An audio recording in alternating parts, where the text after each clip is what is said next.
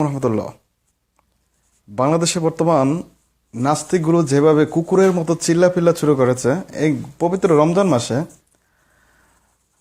আসিফ মহিউদ্দিন, তসলিমা নাসরিন, তারপরে আজকে আবার আব্দুল গাফফার চৌধুরী, বিশিষ্ট গাদাস্টিক, যাকে আমি বলি বিশিষ্ট কলামিস্ট আমি বলি না, তাকে বিশিষ্ট গাদাস্টিক বলি। আমরা দেখেছি যতগুলো আজকে ইসলামের বিরুদ্ধে কথা বলতেছে, এই সরকার কিছুদিন আগে আব্দুল লতিফ সিদ্দিকীকে ছেড়ে দিল, যাক সেটা বাদ দিলাম। আর বর্তমানে এই রমজান মাসে যারা আজকে ইসলামের বিরুদ্ধে বারবার ইসলামের বিরুদ্ধে আল্লাহ রাসূলের বিরুদ্ধে কথা বলতেছে, তারা কোনো না কোনোভাবে বর্তমান আওয়ামী লীগ সরকারের সাথে জড়িত। আপনি দেখেন আসিফ মহিউদ্দিন আপনার শাপলা চত্বরে সে যেটা আন্দোলন করেছিল যে ৭১ রাজাকারের বিচার চাই, সে রাজাকার সে ইসলামের বিরুদ্ধে কথা বলেছে, আজকে তা প্রমাণ সে কিন্তু আওয়ামী লীগের পদ প্রতিষ্ঠ এবং আওয়ামী লীগের কোনোভাবে সে সমর্থন পেয়েছে। এবং আব্দুল লতিফ সিদ্দিকী তো সরাসরি সে আওয়ামী লীগের মন্ত্রী ছিল। বর্তমানে আব্দুল গাফফার চৌধুরী শেখ হাসিনার সবচেয়ে বড়, বর্তমান সরকারের সবচেয়ে বড় সম্মানিত এবং সবচেয়ে বড় বুদ্ধি, যিনি যাকে বলা হয় জাতির বিবেক। আমি বলবো যে সে হলো জাতির গাদাস্টিক। তুই বেটা বেকুব, রাসূল আল্লাহ পাক রব্বুল আলামিন নিরানব্বে নামটার ভুল দিতে আছিস। আরে কুত্তার বাচ্চা, তোর বাপের তো জন্ম ঠিক না রে কুত্তার বাচ্চা। তুই আল্লাহর বিরুদ্ধে তুই কথা বলতে যাস, শুয়ারের বাচ্চা তুই, হারামজাদা। তুই আবার গাদাস, তুই আবার বলে জাতির বিবেক, তুই কলামিস্ট, তুই আমার বাল সালা কুত্তা।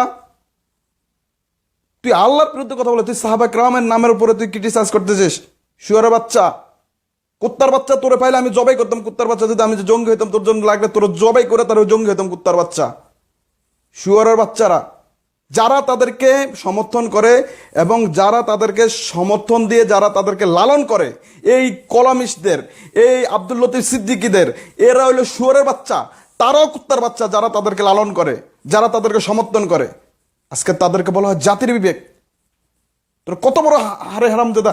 আজকে তোরা সমকামীকে বৈধতা দিচ্ছিস, তোরা বলিস তোরা আধুনিক, তোদের বিবেক বেশি। মুসলমান সেই 14 শতাব্দীর পিছিয়ে মুসলমান পড়ে আছে। আরে মুসলমান ইসলাম কোরআন হাদিস বাদ দে, কোরআন হাদিস রাখ। আজকে একটা বিবেকের প্রশ্ন কর, একটা মানুষ সে কিভাবে সমকামীকে সাপোর্ট করে? আচ্ছা তসলিমা নাসরিন, এই কুত্তার না হয়েছে বিয়া, না হয়েছে কিছু, নাই জামাই, নাই পোলাপাইন, চলতেছে।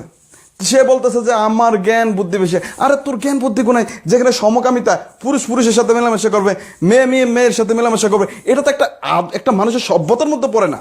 তুমি বাদ দাও, ইসলামের কথা বাদ দাও, কোরআন হাদিস শরীফের কথা বাদ দাও, একটা মানুষের বিবেকের প্রশ্ন কর। যারা সমকামিতাকে যারা সাপোর্ট করে, যারা সমকামিতা করে, তারা কেমন মানুষ? ইসলামটা বাদ দিলাম, আল কোরআন হাদিসের আলোকে এগুলো হারাম।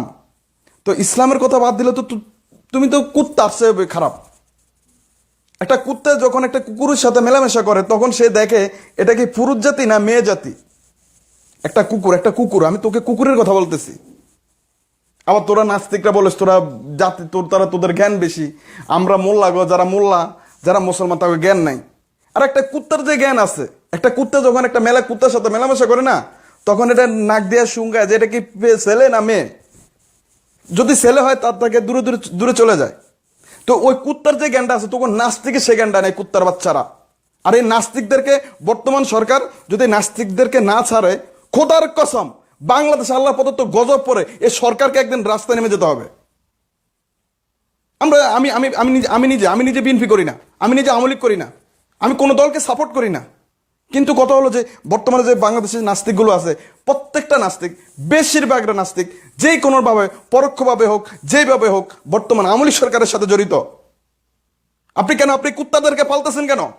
আপনি মুসলমান, আপনি দাবি করেন আমি মাথায় কাপড় দেন, মক্কা যান, মদিনা যান, যা নিজেকে প্রমাণ করেন নিজে মুসলমানের জন্য, অথচ ইহুদি খ্রিস্টানদেরকে আপনার সাথে রাখতেছেন, আপনি ওই নাস্তিকদের আপনার সাথে আছেন।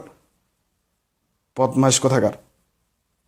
মানুষকে এখনো সচেতন হতে হবে। এই সরকার না, শুধু বাংলাদেশে যতগুলো নাস্তিক আছে, নাস্তিকের বিরুদ্ধে প্রতিরোধ গড়ে তুলুন। আর না হয় চুরি পরে ঘরে বসে থাকুন। মুসলমান, আজকে মুসলমান কেমন মুসলমান? খালিদ বিন ওয়ালিদ 100 ছিল, যিনি বদর ওহুদ খন্দকে মুসলমানের সে তেজস্বী কোথায় গেল? আজকে জেগে ওঠো মুসলমান, জেগে ওঠো, এখনো সময় আছে, জেগে ওঠো। মুসলমান বীরের জাতি, মুসলমান কাপুরুষের জাতি নয়। মুসলমান চুরি পরে বসে থাকে না। নাস্তিকদেরকে হত্যা করো, শহীদ করো। এর জন্য যদি জঙ্গি হতো হইলেও কোনো বিদায় করবো না। আমরা জঙ্গি হব প্রয়োজনে এই নাস্তিকদের হত্যা করার জন্য।